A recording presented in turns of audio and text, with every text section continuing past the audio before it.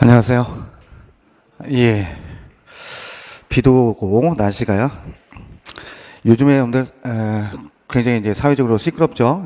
신종 코로나 때문에 아마 여기 오실 때 목숨을 담보로 해서 오셨을 겁니다.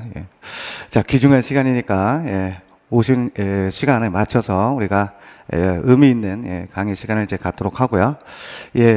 저는 이제 제가 소개 먼저 해야 되죠. 처음 보시는 분들이 대다수일 테니까 민사소송법 노무사 2차 강의를 맡은 이제 이혁준이라고 합니다. 강의 계획서 받으셨죠? 강의 계획서 보시면 이름도 나와 있고요. 이혁준이라고 하고요. 아마 제가 2011년도인가 2012년도인가 해서요.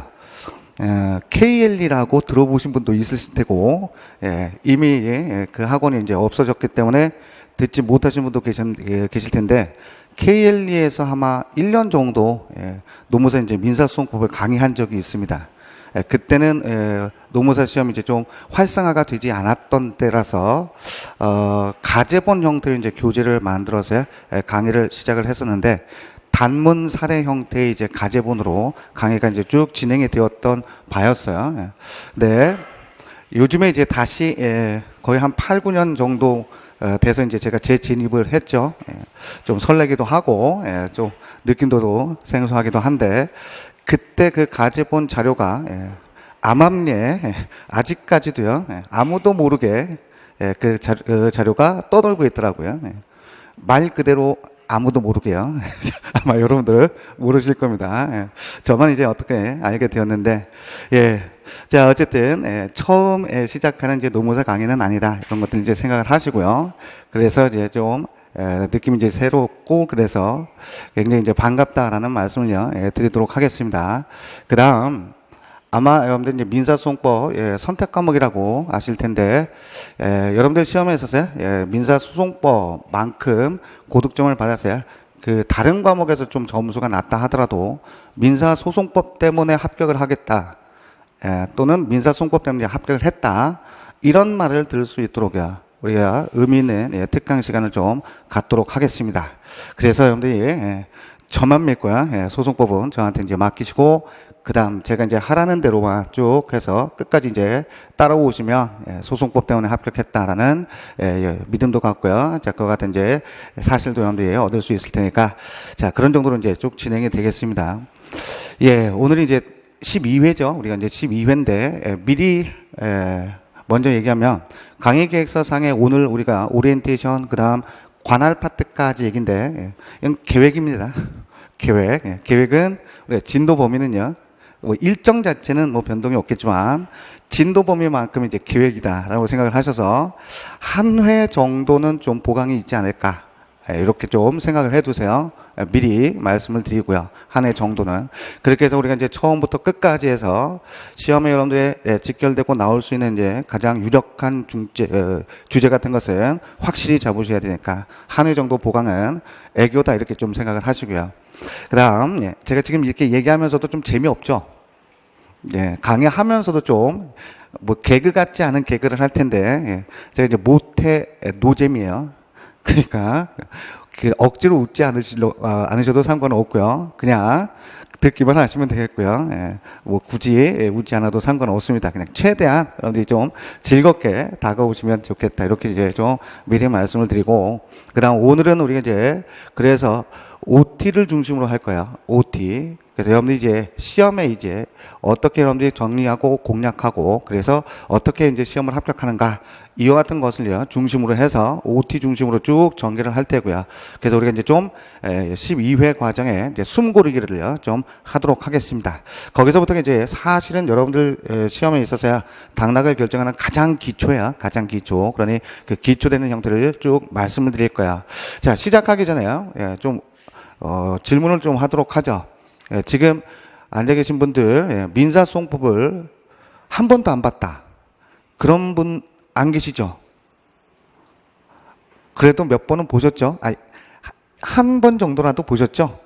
왜 이렇게 말씀을 드리냐면 지금 우리 이제 특강으로 강의 성질이 어떤 게 성질이냐면 기본과 집중이에요. 기본과 집중을 우리가 한꺼번에 잡도록 한다. 이거 기초는 아닙니다. 여러분들 기초와 기본은 다른 개념이에요. 알겠죠? 예를 들어서 여러분들 수영 배우실 때 기초 같은 것들 여러분들 물장구 치는 방법, 뭐 호흡하는 방법, 팔은 어떻게 젓는 방법, 요걸 배우는 게 이제 기초고요. 법률적으로 얘기한다면 개념, 용어 이런 것들을 익숙하게 만드시는 게 기초예요. 기본은 그 기초를 다지기입니다. 아시겠죠? 그리고 집중은 실전 훈련이에요. 실전. 그래서 그런 형태로 우리가 이제 기본과 어쨌든 기초랑은 다르고 기본과 집중을 이제 병행해서 우리가 12회 정도에 맞춰야 되는데 조금 빡빡할 수 있어요. 빡빡할 수 있고 기초를 띈 상태를 전제로 하기 때문에 조금은 어려울 수 있습니다. 알겠죠? 그런데 한번 일정을 다 소화하고 나서 여러분들 개인적으로요, 개별적으로 스스로 복습하게 된다면 그만큼 여러분들 머릿속에 굉장히 많은 게 담겨져 있을 거다.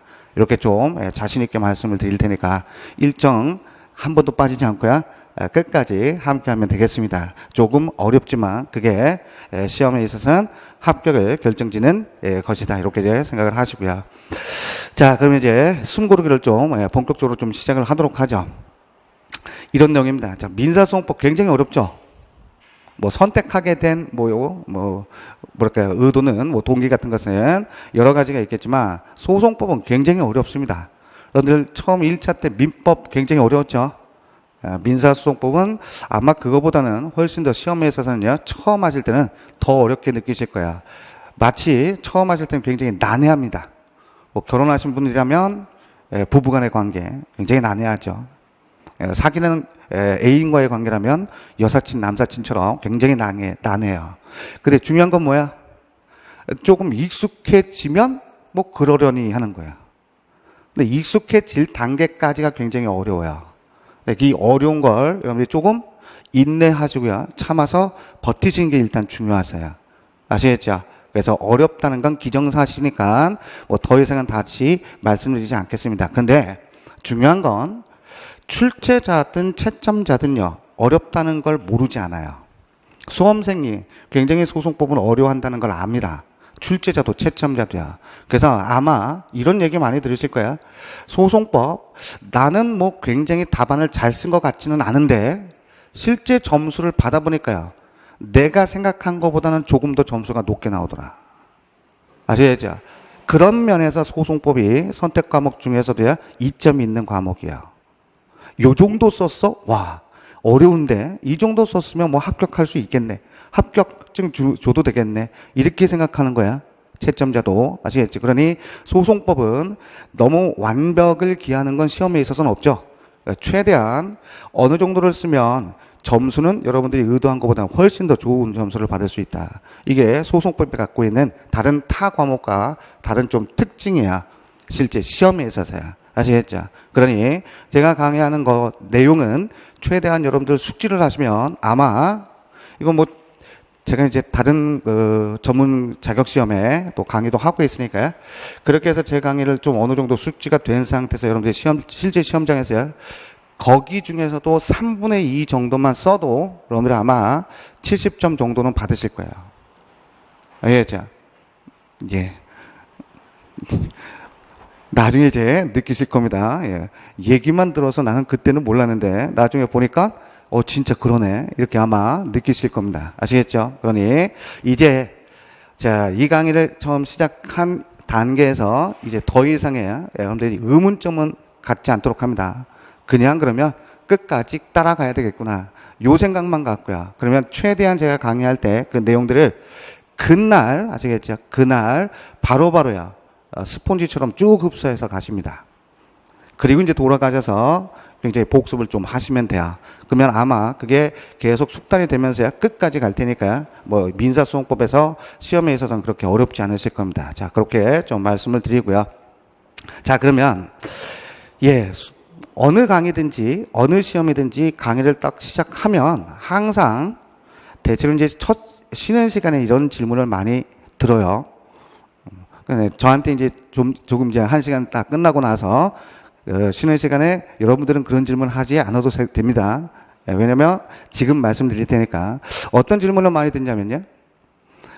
시험에 합격하기 위해서 민사소송법을 좀 잘하고 싶은데 어떻게 해야 잘합니까?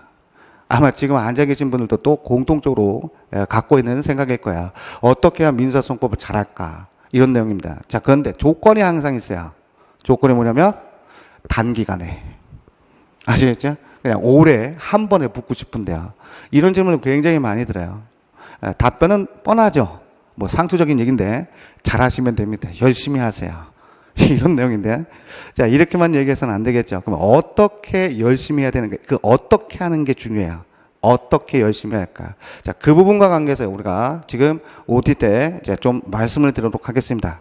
그러면 시험에 합격하기 위해서 어떻게 열심히 하느냐, 어떤 형태로 공략을 하느냐, 그 방식인데, 일단 여러분들이 지금 치르게 되는 그 시험이 도대체 뭘 요구하는지를 좀 아셔야 되겠죠?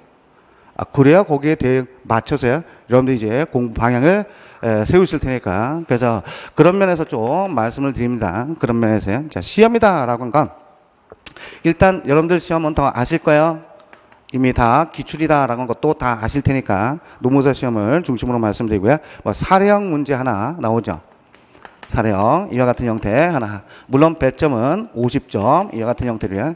그 다음 두 번째 약술형 나옵니다. 약술형.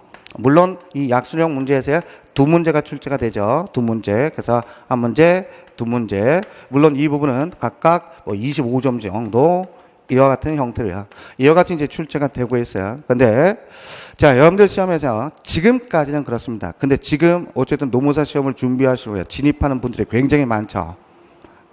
예전에 제가 이제 처음 할 때 지금부터 한 9년 정도 또는 8년 정도 이 당시의 시험의 출제 경향과 그때의 수준과 지금의 수준은요 또 다릅니다. 그러니까 어떤 형태냐면 여러분들 시험은 아직까지는 이런 형태야. 좀 엄격히 얘기하도록 합니다. 자존심 상해할 필요 없고요. 이게 현실이니까 아시겠죠? 뭐 엄격히 얘기하면 요 사례형은 우리가 통상 다른 국가 시험에서 이게 사례 문제다라고 얘기하는 정도의 수준이 아니에요. 이 사례형은요 거의 한 준사례 형태입니다. 예를 들어서 뭐 갑이 을을 상대로 뭐 어떤 형태로 청구를 했는데 법원이 어떤 판결을 했다, 이와 같은 판결이다라는 것이 타당한가. 물론 이 판결을 위해서요 무슨 심리 원칙에 대해서 설명하시오.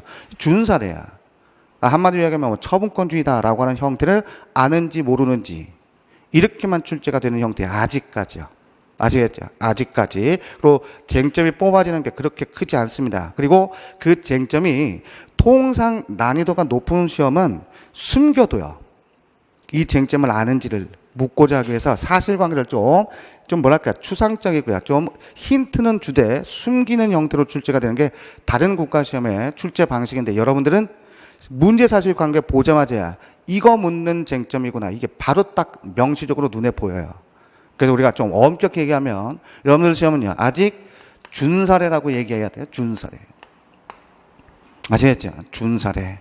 그러면 당장 좀 생각을 하십니다. 당장 뭐 작년까지도 어쨌든 준사례 형태였어요. 준사례. 그런데 계속 얘기죠. 진입이요 굉장히 많아지고 이 시험 자체가 인기도가 상승이 되면 결국 뭐야? 시험은 높아질 수밖에 없어요. 해가 거듭될수록 쌓여있는 문제들이야. 출제된 문제들이 많기 때문에. 그러면 어떤 형태로 높아질 수 있냐면 그래서 이게 당장 올해 같은 경우에 순수한 사례형 형태로야. 순전한 사례형 형태다라고 얘기할 수가 있습니다. 그렇게 출제가 될 수 있다. 이거 좀 생각을 하시고요. 그러면 나머지 이 약술형 문제도요. 어떤 형태로 변형해서 나올 수 있냐면 이걸 완전히 순전한 사례다라고 얘기할 수 있는 문제 하나 내고 약술형 두 가지. 이 약술형은 전형적인 약술로 출제가 되었죠. 근데 당장 올해 같은 경우에 이 중에 하나 정도는요. 여기서 준사례로 나올 수 있어요.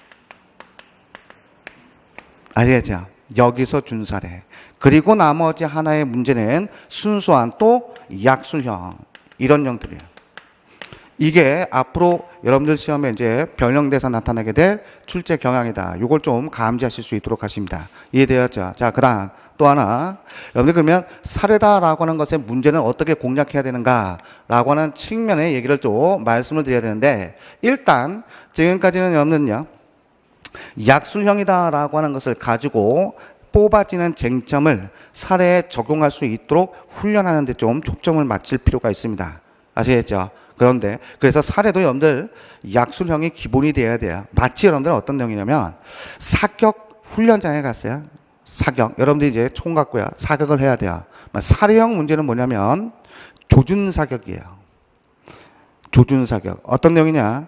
그 설문 사례 해결할 수 있는 법리만 쓰는 거예요. 약술형은요, 난사입니다. 그냥 갈기는 거야. 있는 거 없는 거 다 쓰는 게 약술이야. 이해되네? 물론 25점의 배점에 맞게끔. 그렇게 쓰는 거야. 자, 예를 들어서 여러분들 생각해 보시는 얘기예요. 이제 처음 하시는 분은 없으니까, 이렇게 얘기를 해도 다 이제 알아들으실 겁니다. 예를 들어서 여러분들, 설문 약술형 문제가 이렇게 나왔어요. 어떻게 나오냐? 소치아에 대해서 설명하시오.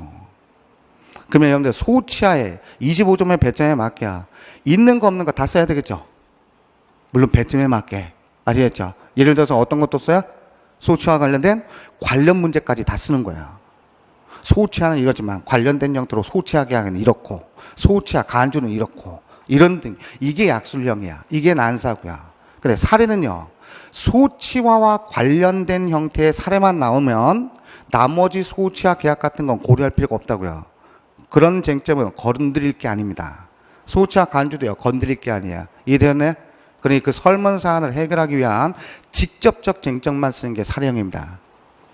아시겠죠? 그러면 사례형과 약술형을 어떻게 대비해야 되는지 좀 감이 어느 정도는 잡히실 거야. 자, 그 다음 사례와 관계에서는 그러면 이런 형태를 묻습니다. 여기 사례형은 자 출제 또는 채점 포인트가 뭐냐면 그래서 이 부분에 대한 채점 포인트, 출제 포인트 이걸 아셔야 되는데 직접적 쟁점만 쓰는 거야. 나머지 부수적이고요. 방론적인 얘기는 쓸 필요가 없어요. 오히려 그걸 쓰다 보면 가장 중요한 쟁점을 누락할 수밖에 없어요.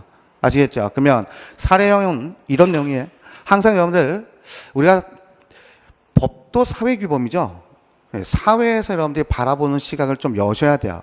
법은 나랑 상관없는 것. 이렇게 해서요. 동떨어진 세계로 볼 필요가 없어요. 그러다 보면 여러분들 이미 법 공부를 하지만 스스로 법과 단절시키게 됩니다. 단절할 필요가 없잖아요.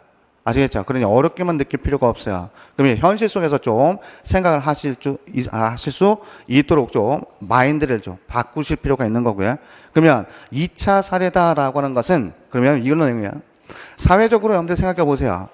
지금까지 여러분들 살면서 이 사회는 도대체 뭘 요구하는가 라고 한번 생각을 해보셨다면 이런 결론이 나올 수가 있어요. 자격을 요구하는구나. 아시겠죠? 자격. 이게 사회규범이 갖고 있는, 사회생활이 갖고 있는 규범적 요소예요. 자격을 갖고. 그러면 시험도 어떻다?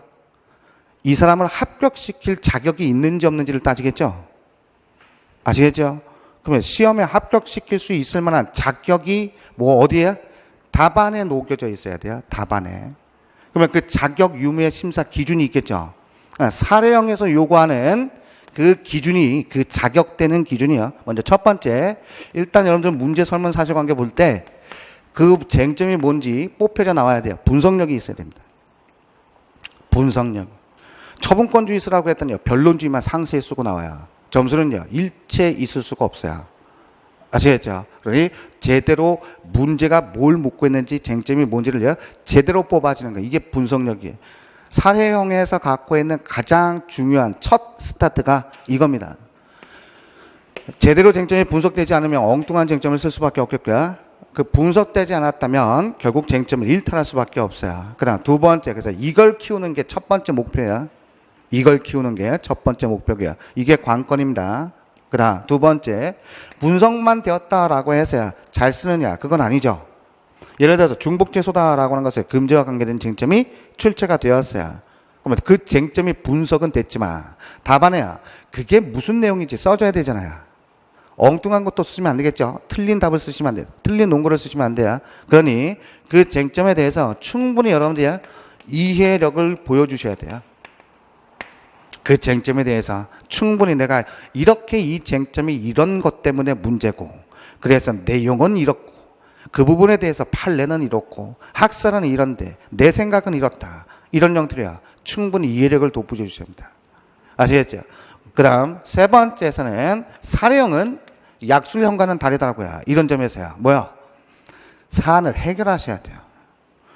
쟁점은 이렇고요. 이 내용은 이러니까 사례 해결은 당신네, 채점자 당신네가 해. 이렇게 해서요. 사례를 해결하지 않으면 안 되죠. 아시겠죠? 그래서 세 번째는 사안의 해결 능력이 있어야 돼요. 이런 자격이 있는가? 이걸 보는 겁니다. 이런 자격이 있는가? 분석력, 아시겠죠? 분석력. 이런 자격이 있는가?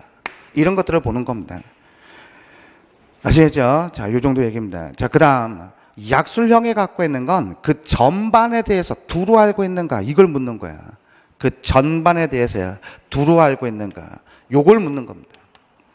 민사소송법 제도와 관련된 전반적인, 즉 구별 개념은 뭔지 알고 또는 관련 제도는 뭔지 알고 이 구체적인 내용은 뭔지 알고 이렇게 두루, 그래서 그 전반 관련적인 형태의 내용을 두루 알고 있는가, 이걸 묻는 게 바로 약술형의 문제예요.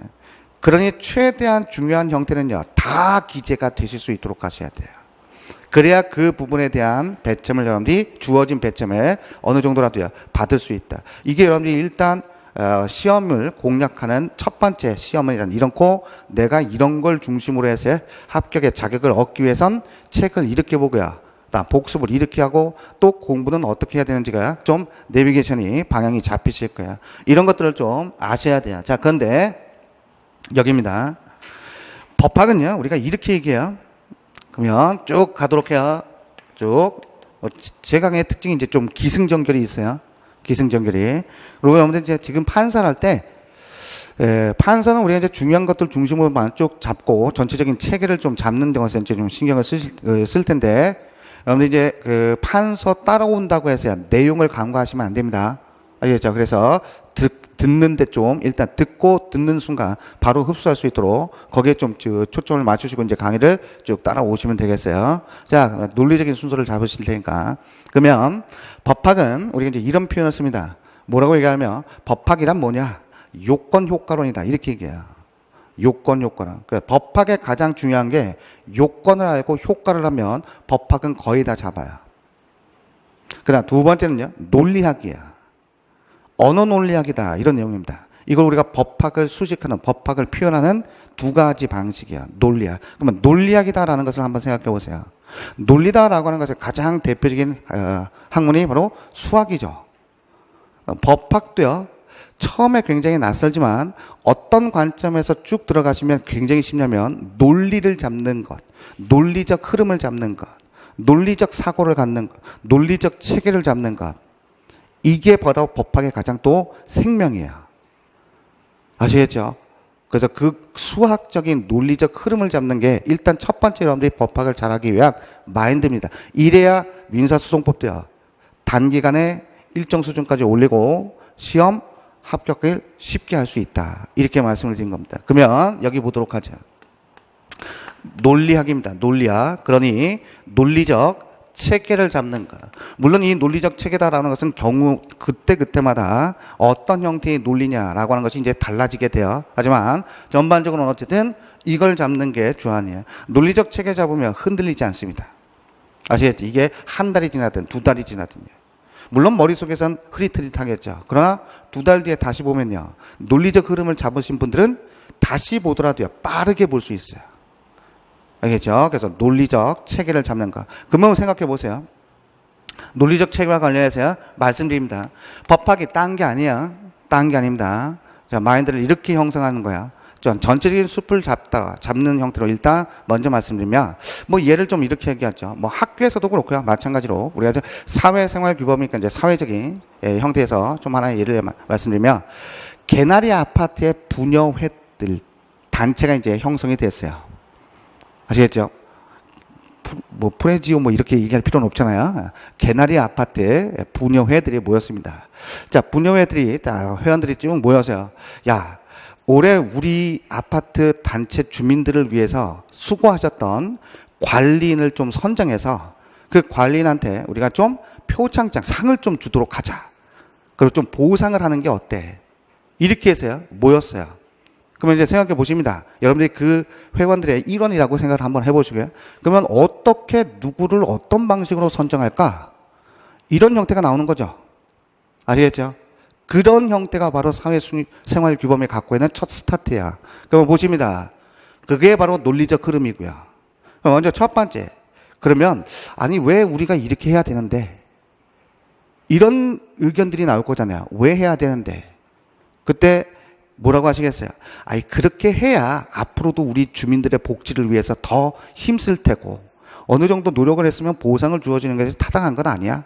이런 형태야. 우리들의 공동의 이익을 위하자. 이렇게 하겠죠.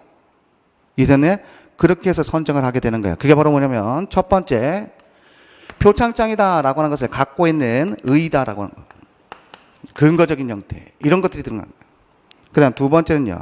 취지. 좀 전에 말씀드린 게 그런 것들의 취지예요. 이전에 취지 이런 것들이 그렇게 하는 것이 타당하니까 이렇게. 자 그러면 두 번째. 자 그래 표창장은 이런 취지로 이런 의미에서 그렇게 주는 것으로 하자. 근데 두 번째. 근데 너나 할 것 없이 다 주면 안 되잖아. 이런 내용이겠죠. 그러면 어느 누구한테 그 사람한테만 주고 다른 자는 그 표창장에 대한 보상을 일체 받지 못하도록 하는 게 어때? 이렇게 얘기가 되겠죠. 이렇게 의견이 수렴되는 거야. 그런 형태의 측면을 여러분들이 법학에서는 어떻게 보자면 성질 이렇게 보시는 거예요. 그 사람의 일신 전속적 권리로 보자. 이런 형태. 알겠죠? 이게 바로 두 번째 법적 성질 이런 형태로 들어가는 거예요. 법적 성질 또는 기준 이런 형태로요. 알겠죠? 또는 기준 이와 같은 형태로요. 그 다음 세 번째가 지면 자 그래 오로지 그 사람만 보상을 받을 수 있는 권리가 있고 표창장을 수여할 수 있는 자격이 있다고 하자. 그러면 그 사람을 어떤 자격이 있어야 그 사람을 선정할 거야? 이게 나와야 되겠죠? 그게 바로 뭐야? 요건입니다. 어떤 자격이 있어야 그런 사람을 선정할 거야? 이와 같이 요건, 그 다음 내용. 그래서 그 내용과 그 다음 또 요건 이런 형태로 이제 형성이 되는 거예요. 그러면 이 내용과 그 다음 요건적인 측면에서야 잘 보십니다. 첫 번째, 그러면 그런 자격을 갖게 되는 자가 누구라고 할까? 이런 것들을 또 의견 수렴하겠죠. 그런 측면에 바로 당사자예요. 우리 아파트 단지를 관리하는 관리인의 하나자. 다른 아파트 관리인은 생각하지 말고. 이전에 다른 아파트 관리인이 이와 같이 들어오면 어떠냐? 이제는 자격이 안 된다고요. 아시겠죠? 그 다음 두 번째. 자, 표창장은 그러면 어떤 걸 대상으로 할까? 이런 내용이야. 비가 오나 눈이 오나 제 시간에 출근해서 또 제 시간에 퇴근. 한 번도 결석하지 않은 거. 개근적인 측면.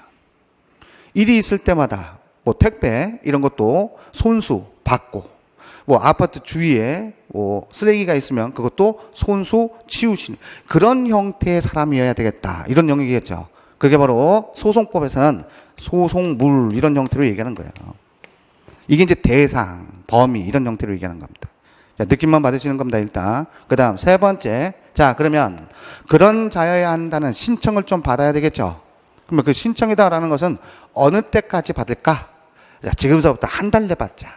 야, 한 달 뒤에 오는 신청은 싹 무시해버려. 야, 그것까지 하면은 우리가 누구를 관리인으로 선정해? 계속 지지부지하게 길어질 수밖에 없으니까. 이런 것들이 바로 시기.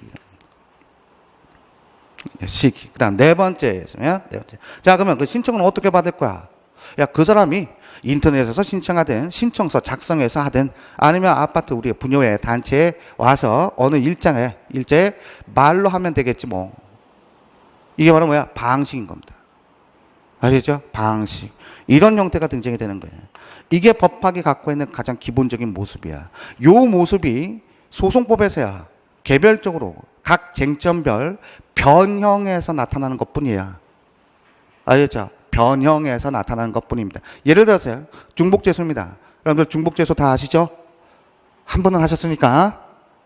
중복재소가 뭐야? 전소 소송 계속 중에 동일한 후소를 제기하면 이건 중복된 재소니까 금지시키자 이런 내용이잖아요. 그때 여러분들 중복재소의 요건이 뭐야? 그러니까 중복재소에 해당되기 위한. 그러면 그 중복재소에서 뭘 보세요? 그다음 그 중복재소가 갖고 있는 금지시켜야 되는 취지. 이제 이런 것들이에요. 굳이 법적 성질 기준 같은 건 중복재소에는 굳이 생각할 필요가 없으니까 생략. 바로 나오는 게 요건. 이 요건에서야 동일해야 되는 당사자는 누구고요? 소송물은 무엇이고요? 시기적인 형태가 어떤 형태로 변형한 거야? 전소 소송 계속 중이라는 시기적인 형태로요. 이해됐네? 이게 소송법, 법학의 일반론이라고요. 이건 민법도 다 마찬가지야. 민법에서 얘기하는 이제 좀 내용상의 변형이 불과한 것이지 마찬가지입니다. 이거 지금 기억하시면 굉장히 크게 도움이 되실 거예요. 억지로 암기하는 형태는요, 전부 잊어버립니다. 그렇죠? 최대한 이해하고요. 습득하시니까 원리를 아셔야 돼요. 원리를. 제가 강의 때도 말씀드렸는데, 암기 양은 원리를 모르면요, 그때그때마다 암기할 수밖에 없어요. 근데 이 암기가, 법학은 휘발성이 강하죠. 밑빠진 독에 물 붓기야. 그래 계속 흘러나갑니다. 채워지는 양보다 흘러가는 양이요, 더 많으면 많을수록 머릿속에서 완전히 지워지게 돼요. 이게 이제 법학이 갖고 있는 특성이죠. 근데 그 흘러가는 양, 그 구멍을요, 흘러갈 수밖에 없어요. 그러면 여러분들이 기억에 오래 남기 위해선 빠져나가는 물보다 더 채워야 돼요. 아시겠죠? 그 다음 그 밑에 나와 있는 그 깨진 구멍을 조금이라도 막을 수 있도록 하셔야 돼요. 그 방식이 바로 기본 원리라는 거예요. 제가 강의 때 이렇게 얘기해요. 여러분들 376 곱하기 478을 뭐예요? 이렇게 물으시면 그걸 암기해서 답변하세요? 그렇죠? 암기해서 답변하시지 않잖아요. 386 곱하기 478 암기하신 분이 있어요? 그걸 암기하시는 분은 없어요. 그러면 여러분들이 그 공식, 그 문제를 풀기 위한 기본 원리를 뭘 배운 거야? 구구단을 배우신 거잖아요. 구구단을 암기하셔야 된다고요. 기본 원리를 암기하셔야 돼요. 억지로 암기하는 건 의미가 없다고요. 그러니 원리를 암기하는 게 가장 그 양을 줄여나가는 겁니다. 지금 말씀드린 게 원리예요. 법학의 원리입니다. 그 법학의 일부분을 얘기하는 거예요. 아시겠죠? 자, 그 다음 더 연이어서 가죠. 여기 그러면 이런 내용을 갖는 또는 이런 요건으로 변형돼서 나오는 이와 같은 내용에서 네 번째 이에 따른 효력은 뭘까? 이런 형태로 얘기하는 거예요. 그래서 지금 요건 효과론 이렇게도 얘기한다고요. 요건 효과론. 이게 법학에서 가장 많이 갖고 있는 기본 원리입니다. 기본 구조예요. 논리적 구조. 요건 효과론. 그러면 이 효력 파트에서 또 여러분들이 어떤 형태로 얘기하면 이런 내용이에요. 자, 만약에 관리인 지금 A에서요, 한 20명 관리인이 있는데 그 중에 A다라고 하는 자가 자기를 뽑아달라고 신청하면서 이렇게 신청을 해요. 예를 들어서 저는 뭐 관리인으로서 뭐 표창장 받을 뭐 수상할 자격은 좀 없는데 제 반려견이 굉장히 똑똑합니다. 반려견이 수상을 받아야 됩니다. 왜냐? 요 반려견은요, 제가 키우는 반려견인데 낯선 사람이 오면 밤에 짖기도 하고요. 도둑으로 보이면요, 짖어서 쫓아내기도 하고요. 그러니 상은 반려견이 받아야 되죠. 요건에 구비돼야 안 되잖아요. 그러면 이때 그러면 그 분야에서 무슨 형태로 나와야 되겠죠? 그게 바로 뭐야? 조치라고요. 조치. 그러니 이 부분에 대해서 조치가 나오는 거예요. 야, 신청 그따위 신청하지 말고 달리 자네가 수상 자격이 있는지 신청해. 이런 형태의 얘기입니다.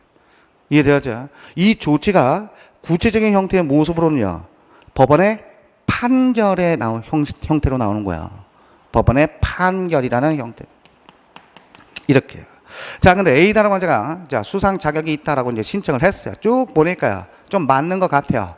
그러니까 수상을 했습니다. 그런 판결이 나왔어요. 그런데 알고 봤더니 들리는 소문이에요. 그 사람이 속인 게 있어요. 전자 발찌를 차고 있는 분. 여러분들이 전자 발찌를 찬 사람한테요, 상을 준다는 게 상식적으로 안 맞죠? 아시겠죠? 그게 바로 뭐야? 강과 판결이라고요. 이해되네? 그러면 이런 판결이다라고 하는 것이 나왔을 때 그런 강과한 판결이라면 이런 것은요, 효력이 있다고 할까? 무효인 판결이 나올 수 있겠고요. 자, 위법은 하지만 그 정도가 좀 미약해요. 미약해. 그러면 그건 위법은 있지만 무효라고 보지는 말자. 이런 형태가 나오겠죠. 하지만 누구든지 수긍을 못한다. 그러면 그 수상에 대해서 없애야 되겠죠. 그게 바로 뭐야? 이 부분이 관과 판결의 효력 및 구제수단, 이런 형태가 나오는 겁니다. 이해되었나요? 이게 지금 민사소송법이 갖고 있는 전반적인 틀입니다. 그리고 이제 다섯 번째 관련 문제, 이런 형태가 등장되는 거예요.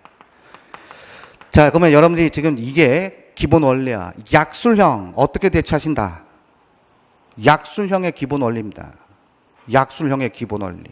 모든 재료를 볼 때 이 원리하에 변형되는 내용만 체크하시면 된다고요. 따로 약술형 목차 암기할 필요 있어요, 없어요?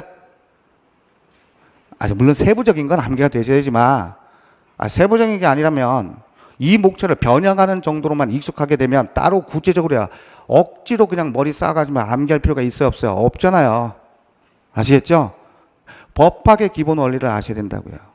이렇게 해서 최대한 줄여가는 거. 그러면 약술형을 구체적으로 여러분들이 그것만 그것만 그냥 드립다 공략할 게 아니라 차라리 우리가 수험 경제적으로 뭘 공략하면 약술형은 쭉 나름대로 공략이 되냐면 사례형을 공략하는 거야. 아시겠죠? 사례형을. 그러면 사례형을 공략한 법리를 이제 이거 사례로 준비한 쟁점인데 이게 약술형으로 나왔어요. 어떤 식으로만 변형시키면 돼요? 사례형에서 여러분들이 공략했던 그 법리를 이런 모델 하에 딱딱 끼워 놓으세요. 언급하면 그만이라고요. 25점 내에 20점은 충분히 받습니다. 아시겠죠? 그래서 여러분들 시험에 소송법에서야 당락을 결정하는 건 뭐야? 무슨 문제겠어요? 당락을 결정하는 문제는 사례형이지 약술형이 아니에요. 그리고 약술형의 암기는요, 최대한 이와 같은 논리적 흐름하에, 논리적 체계하에 자연스럽게 암기가 되는 겁니다. 아시겠죠? 그 구성 자체를 억지로 암기할 필요가 없다고요. 그러면 이제 사례형이다라고 하는 것을 공략할 때 아까 뭐라고 했어요? 그 사례 문제를 푸는 직접적인 쟁점들을 언급하는 것이지 이런 것들을 언급하는 거 아니라고요. 관련 문제 이런 것들 언급하는 거 아닙니다. 그러면 또 이제 여기서 이런 법적 성질 기준입니다. 특히 이 부분 그 다음 요건 파트에서 이제 개별적인 내용, 중복재소, 당사자와 관련된 형태의 얘기 이런 것들이 이제 중요 쟁점들로 또 개별화되죠. 그래서 여러분들이 이런 부분들 즉 예를 들어서 다른 관리인이 신청하면 그건 당사자가 될 수 없는데 신청할 수 있는 당사자가 되지 못하는데 그런 경우도 이걸 금지해야 돼? 이런 거 금지를 해야 되는데 금지하지 못하고 받아들이면 또 어떻게 해야 돼? 이런 내용이겠죠. 그런 것들이 바로 이런 형태의 얘기들입니다. 여기서 여러분들이 개별적인 판례들과 생각을 하는 거야. 개별적인 이 부분을. 그래서 이 부분에 대한 개별적이다라고 하는 형태에서 여기를 이제 또 개별 쟁점에 대해서는요, 또 어떤 식으로 정리야? 이게 전반적인 쟁점의 얘기고요. 개별 쟁점과 관계에서는 또 어떤 형태로? 또 아시는 내용 있잖아요. 문제점, 학설, 판례, 검토. 그래서 문학판검 이렇게도 얘기합니다. 문학판검. 이와 같은 형태로 쭉 잡히는 내용이에요. 아시겠죠? 이게 법학을 바라보고 시험을 바라보는 기본 원리가 되는 겁니다. 그럼 여기서야 문학판검입니다. 근데 생각해 보십니다. 조금 전에도요. 이럴 때 어떻게? 야, 그런 건 무시하지 뭐. 야, 그걸 무시할 수 있어? 이런 형태의 이제 견해가 대립이 되잖아요. 좀 전에 그 표창장 수여하는 것만으로도 견해가 대립되죠. 법학은요. 더더욱 견해가 대립되겠죠. 아시겠죠? 그래서 학설이다라고 하는 형태가 등장이 되는데, 자, 또 수험 경제적으로 말씀드립니다. 과거에는 학설의 입장을 쓰는 게 훨씬 더 점수에 도움이 되었어요. 근데 요즘은 학설의 입장을 상세히 쓰는 것보다 판례의 입장을 제대로 현출하는 게 훨씬 더 점수에 좋습니다. 왜냐하면 자, 지금 이제 과거에는 실무를 경험하셨던 판사든 검사든 변호사든 과거에는 학자의 길을 걷는 분들이 그렇게 많지 않았어요. 그런데 오로지 학계에서 출제하고 학계에서 채점했었어요. 근데 지금 여러분들 법학계의 지금 주요 구성 부분은요, 전부 실무가예요. 오히려 학자의 길만 걸은 분들은요, 오히려 그 입지가 떨어지고 있습니다. 이게 사회적 현실이잖아요. 현실 감각이 있어요. 어쨌든 여러분들 다 이런 것들이 구체적으로 타당성이 있는 공략을 하실 테니까요. 그러면 지금 실무가들이 봤을 때는요, 학설과 판례 중에 뭘 중점을 두겠어요? 당연히 실무 경험을 한 분들은요, 판례에 중점을 두고 채점에 좀 강약을 두더라도야 판례에 강점을 두고서야 채점할 수밖에 없겠죠. 이해되네? 아직까지 이 학설을 제대로 소개해야 된다라고 하는 강박관념을 갖고 계신 분은 벗어나야 됩니다. 그렇죠? 이것과 이것 중에 예를 들어서 이것도 예컨대 5점이야. 이것도 예컨대 5점입니다. 이 중에 학설은 아무리 잘 써도요 5점 다 못 받습니다. 아니, 다른 견해를 취하는 분들이요, 여러분들이 소개한 견해가 자기 견해를 소개한 것 같은데 정확치는 않고요, 좀 두리뭉실해요. 그러면 당연히요, 얘 내 견해를 좀 잘 이해하고 있는가 이런 생각을 할 게 뻔하겠죠. 아시겠죠? 그러니 학설을 아무리 잘 써도요 주어진 배점 그대로 받지 못해요. 당연히 수험 공략적으로 현실적인 면, 그런 면에서 봤을 때도요 판례 입장을 제대로 소개하는 게 굉장히 중요한 겁니다. 학설은 간략간략하게 소개할 수 있도록 하죠. 물론 충분히 이해하기 위해서 여러분들이 지금 받아본 자료들은 상세히 이제 소개를 하고 있지만 그런 것들 실제 시험장에서는 다 쓸 수 없어요. 아시겠죠? 다 쓸 수 없으니까 그런 부분들은 이해도로 참고를 하시고, 여러분들 제 시간 안에 다 써야 되는 게 중요한 거예요. 그러니 다 써도 제대로 점수 못 받는 걸 억지로 시간 오버하면서 다 쓸 필요가 없다고요. 다른 문제 풀지도 못하는 상황을 만들 필요가 없죠. 아시겠죠? 그래서 판례를 써주는 게 좋아요. 그런데 이 판례는 여기 핵심적인 키워드 또는 키 센텐스, 핵심 문장이 있습니다. 그건 최대한 암기하셔야 그대로 기재하세요. 거의 기계적으로요. 암기된 거 그대로. 나머지 부분은 다 살로 덧붙이되 그 키워드와 키 센텐스는요 바로바로 나오셔야 돼요. 그러면 채점자, 실무 경험, 판례를 그렇게 무수히 봤던 분들은요 보자마자 흐뭇해집니다. 아시겠죠? 아니, 여러분들 좀 채점하는 자의 신금을 울려야 되잖아요. 그렇죠? 신금을 울리는 방식이 그런 내용이에요. 그러니 이건 최대한 암기하고 기계적으로 언급하세요. 물론 제가 이제 그래서 여러분들 갖고 계신 그 오늘 나눠드린 자료들은 전부 판례의 원문 그대로를 조금 대체로 소개해드린 거예요. 판례 원문 판결 요지 그 자체를 좀 보시라고요. 그걸 그냥 판례 입장은 이렇다라고 평가된 입장으로만 서술하는 게 아니라 원문 그대로 중요한 부분들은요 언급될 수 있도록 하기 위해서 판례를 그 자체로 좀 여러분들 자료에 소개를 해드렸습니다. 그런 부분은 이제 강의 때 보면서 핵심 키워드와 핵심 키 센텐스가 뭔지 제가 체크해 드릴 거예요.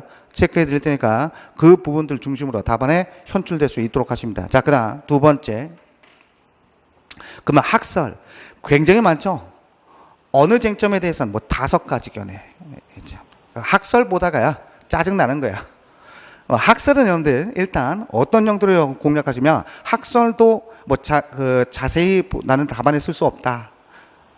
그러면 이 학설 부분은 그러면 어떤 형태의 대립인지 그 대립의 원리를 좀 아시면요 그걸 넌지시 제시하시면서 답안 작성하시면 그만이에요. 알겠죠? 그러면 그 대립의 원리라는 건 뭐냐? 소송법에서는요 2가지입니다. 소송법에서는 이것도 법학의 기본 원리예요. 하나는 항상 생각하십니다. 항상. 자, 조금 전에 선행한 관리인을 표창하고 수상합시다. 이래서요 어느 사람들은 이렇게 의견을 얘기해요. 그러면 우리들한테 잘한 사람, 이렇게. 그럼 다른 측에서는요, 아니 우리들한테만 잘했다고 얘기해서 상 주면 다른 아파트 관리인이 봤을 때요 조금 개인적이고요 이기적인 집단 아니냐, 이렇게도 얘기할 테니까 다른 자와 관계에서도 좀 생각해 봅시다. 두루두루 잘하는 사람, 이렇게 얘기할 수 있겠죠. 이게 바로 뭐라, 법학에서는 사익과 공익으로 얘기하는 거야. 사익과 공익. 그러면 여기 학설은 결국 대립되는 건 사익과 공익의 대립인 거예요. 그러면 사익을 중시하는 견해 하나 있겠고요, 공익을 중시하는 견해 하나 있겠고요, 그 다음 사익과 공익을요 절충해서 얘기하자라는 절충설이 있는 겁니다. 이해되었죠? 이게 법학의 기본 원리인 거예요. 이게. 그러니 학설도요 상세히 그 학설 하나하나를 100% 생각할 필요가 없다고요. 그러면 민사소송법에서의 사익은 뭐가 있겠어요? 당사자의 절차권이요. 아시겠죠? 당사자의 절차권. 그래서 여러분들 이런 부분들 보시면 학설의 논거 같은 것이 결국은 이와 같은 것으로 귀결되는 거야. 이게 바로 당사자의 절차권, 이런 것들입니다. 요 절차권의 관할에서는 관할의 이익, 이렇게 표현되는 것 뿐이지 절차권인 거야. 절차. 한마디로 얘기하면 이런 것들이 절차권. 이해되었죠? 또는 소송 수행의 편의. 이런 것들. 소송 수행이다라는 것의 편의. 이런 것들이 이제 등장이 되는 겁니다. 그래서 사익적인 측면의 접근. 하나가 나오는 거고요. 그 다음 두 번째, 공익적인 측면. 특히 공익적 측면으로서 마련된 제도라면 그 제도의 취지가 나오겠죠. 아시겠죠? 공익적 측면으로 마련된 제도라면 그 제도의 취지들이 등장이 되는 겁니다. 그래서 이 취지를요, 거의 물리적으로 해석하자. 이런 형태가 나올 테고요. 그 다음 민사소송에서의 공익이다라고 한다면 이런 내용이겠죠. 재판에 모순조촉이다라는 것을 방지해야 되는 것들. 이런 것들. 또는 이런 것들은요, 그 분쟁이다라고 하는 것, 이런 것들의 일거 해결, 일회적 해결. 이해됐네? 이런 것들이 이제 학설들의 논거들로 각각의 제점에서야 확인이 되시는 겁니다. 이렇게 함으로써 뭘 도모할 수 있어요? 결국은요, 소송 경지를 도모하잖아요. 아시겠죠? 소송 경지를. 뭐 억지로 암기하실 거예요? 억지로 암기하지 마시라고요. 이해됐네? 이런 형태의 틀인 겁니다. 그리고 이와 같은, 그래서 이런 입장을 취하는 견해 하나 있겠고요. 이런 입장을 취하는 견해들이 있겠고요. 그리고 이제 이 입장과 이 입장을요, 절충하는 입장이 있겠죠. 그래서 학설은 큰 틀로요, 세 가지가 나오는 거야. 각 제도의 모습별로 이 논거들이 좀, 뭐랄까요, 표현 자체가 달라지게 되는 형태일 뿐이지. 억지로 암기할 필요가 없는 거죠. 그래서 여러분들이 결국은 뭘 집중해서 쓰신다? 판례라고요. 그렇죠? 판례. 그리고 판례를 제대로 정리하면 어떤 입장이 있다라고 하는 것이 넌지시 확인이 돼요.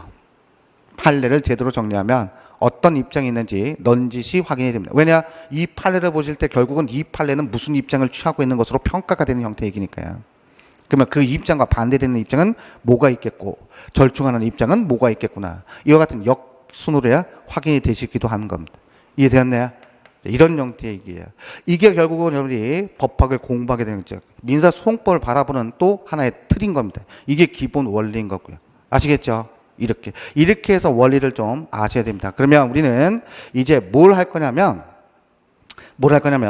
이런 논리적 체계하에 근데 사례가 굉장히 중요하다고 했잖아요. 당락을 결정하는 건 결국 사례형이니까. 그러면 이렇게 해서 여러분들이 정리된 이 법리를 사례에 또 어떤 형태로 바라보고 어떻게 공략하는가, 그걸 이제 아셔야 돼요.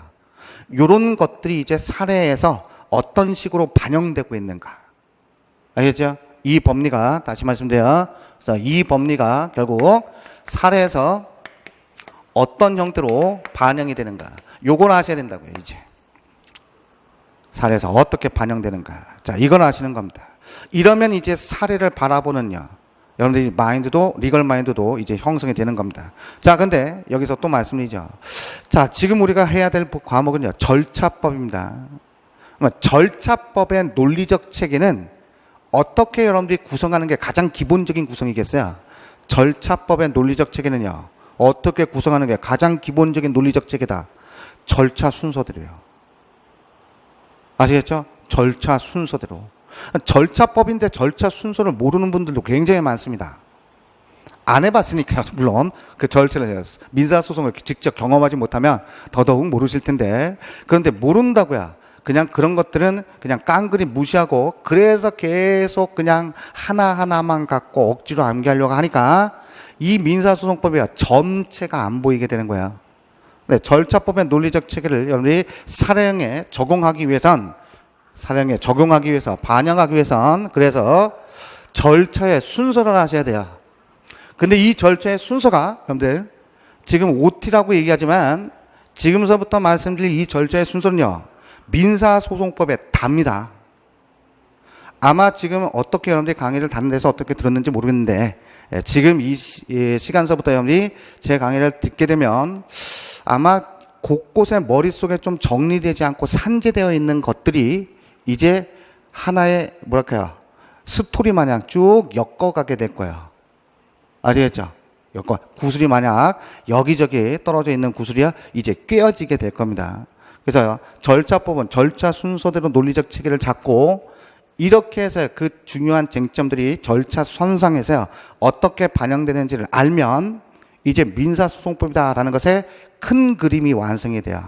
큰 그림. 그래서 두 번째, 여기가 우리가 민사소송법이다라고 하는 것에 일단 스토리, 이걸 좀 말씀드립니다. 즉 절차 순서다라고 하는 형태를 말씀드립니다. 그 밖에 여러분들 뭐 민사소송법이다라고 하는 것과, 즉 민사소송과 다른 소송과의 관계, 민사소송법이 갖고 있는 우리가 그 큰 이상은 뭐고, 이런 것들을 그냥 자료를 통해서만 보도록 할 거야. 아시겠죠? 그래서 지금서부터는 여기를 볼 텐데 이게 민사소송법의 다다 생각을 하십니다. 아시겠죠? 그리고 판서로 여러분들 아마 소장 같은 거 보신 분 계신가요? 소장 안 보신 분 굉장히 많죠. 근데 소송법에서 소장이 갖고 있는 의미는요, 굉장히 중요합니다. 소송법에서 소장은요, 거의 다가 들어가 있어요. 소장이 그렇게 중요해요. 그래서 지금 얘기할 때 소장의 양식도 좀 판서로요, 제시해 드릴 거예요. 그 다음 답변서 같은 거. 그 다음 판결문. 여러분들 민사소송법에서 공부하실 때 저 뒤에 복잡한 소송 형태, 객관적 병합이라든지 다수당사 소송 파트, 이건 너무 어려우니까 어렵다고 말도 못해요. 너무 아프면 악 소리도 안 나오듯이. 아시겠죠? 그런데 그 앞부분까지 중에 제일 어려워하는 부분이 어디야? 물론 몇 가지 있지만 그 중에서도 제일 어려워하는 것이 기판력이죠. 아니신가요?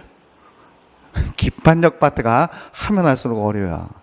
복잡한 소송 형태 앞부분에 기판력이. 근데 이 기판력이 왜 일단 어렵냐면요, 판결문이 어떻게 되어 있는지도 모르는데 기판력을 생각하려니까 그래요. 자, 기판력의 의미가 뭡니까? 전소 확정 판결의 판결 내용에 부여된 이거예요. 내용. 판결 내용이 도대체 어떻게 되어 있는지도 모르는데요. 아시겠죠? 한 번이라도 하셨던 분들이니까. 예를 들어서 여러분들 기판력과 관계에서 저촉여부 얘기할 때요, 이렇게 얘기하죠. 수험가에서 얘기하는 두 문자, 주객작시. 아시죠? 주관적 범위, 객관적 범위, 작은 국면, 시적 범위. 이렇게 해서 주객작시로 얘기하잖아요. 근데 이건 그냥 단순 암기로 주객작시로 얘기하지만, 이 주객작시, 왜 이런 생각을 해보셨어요? 왜 주객작시로 얘기해? 그런 생각 가진 분도 한 분도 없으실 거예요, 아마. 그냥 주객작시라고 얘기를 하니까요. 또 강의도요, 그냥 주객작시로 이렇게 얘기하니까. 그러니까 주객작시인가 보다, 이렇게 생각하는데요. 주객작시는 그냥 생뚱맞게 턱하니 튀어나온 게 아니라 판결문이 그렇게 되어 있으니까 주객작시로 얘기하는 거예요. 아시겠죠? 뭘 말씀드리려면, 서류다라고 하는 것을 처음 바라보는 시각이 있어야지만 민사소송법을요, 명확히 잡을 수 있어요. 두루뭉실해서 아는 건 의미 없습니다. 아시겠죠? 두루뭉실해서 아는 건 의미 없어요. 자, 이거 하나만 더 말씀드리고 이제 잠시 쉬었다가 절차의 순서대로 우리가 쭉 스토리를 잡을 텐데, 요즘 국가시험의 채점 기준 중에 하나가 아까 이해력 했었죠. 이해력. 근데 이 이해는 어떤 형태의 이해를 요구하냐면 정확히 이해하는 거예요. 정확히 이해하는 거예요. 두루뭉실하니 나는 이 정도 이해하는 건 의미 없다고요. 마치 여러분들이 판례를 소개를 한 것 같아요. 근데 머릿속에 이미 정확히 이해가 되지 않은 상태에서요, 정리되지 않은 상태에서 두루뭉실 언급했어요, 원하는 점수 안 나옵니다. 나는 잘 쓴 것 같은데 왜 점수는 이 모양이야? 이유는 거기 있어요. 그냥 혼자서만 잘 쓴 것 같은 거야. 아시겠죠? 그럼 어떤 것이 빠져있다? 그 대표적인 바가 정확성이 없어서 그래요. 정확성이. 정확하게 아셔야 돼요. 근데 이 정확하게 알기 위해서는 뭘 일단 바라볼 수 있어야 되느냐? 절차선상에서 나오는 서류를 잘 보셔야 된다고요. 거기서부터 좀 출발을 하셔야 돼요. 출발이 그렇다는 얘기입니다. 출발이. 이해되죠? 그래서 잠시 쉬었다가 그 부분서부터요, 자, 우리가 민사소송의 스토리를 쭉 전개해 드릴 테고, 그 부분이 지금 해야 될 부분이 이제 소송법의 다다 생각하시는 겁니다. 다다. 그래서 그 내용을 여러분이 마지막까지요, 갖고 가셔야 돼요. 갖고 가시고 그 다음 복습하실 때도요, 그 번지수 내에서 그 쟁점들을 확인할 수 있도록 신경 쓰시면서 보시는 겁니다. 자, 잠시 쉬었다가 이제 본격적으로 또 시작을 하도록 하겠습니다.